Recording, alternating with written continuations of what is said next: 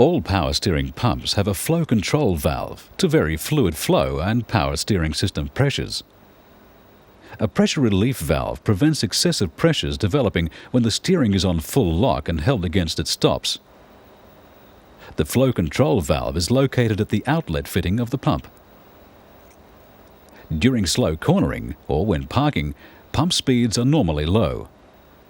There is less demand for fluid flow, but to provide the required assistance, high pressure is needed. Discharge ports direct the fluid to the outlet and then to the steering gear. The outlet fluid pressure is slightly lower than the internal high pressure coming from the pump. This drop in pressure occurs as the fluid flow passes the needle and orifice in the outlet fitting. This lower pressure is transmitted through a bypass fluid passage to the spring end of the control valve. The pressure difference on the valve causes it to move away from the outlet fitting, but the force of the spring prevents it moving far enough to uncover a return port back to the pump inlet. Movement of the control valve controls the position of the needle valve in the outlet fitting, and this controls the fluid flow to the steering gear. At higher speeds, with no steering maneuvers, fluid flow is increased. This reduces pressure at the outlet.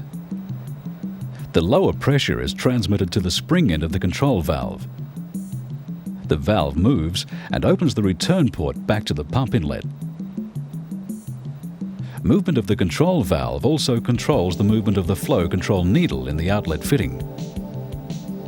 The needle closes in the orifice and fluid flow to the steering gear reduces. With the steering wheel held at full lock, the steering rack power piston chamber becomes fully pressurized and fluid flow stops.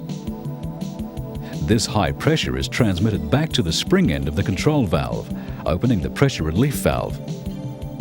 A small amount of fluid passes through the pressure relief orifice, providing a pressure drop. The valve moves and uncovers the return port to the pump inlet.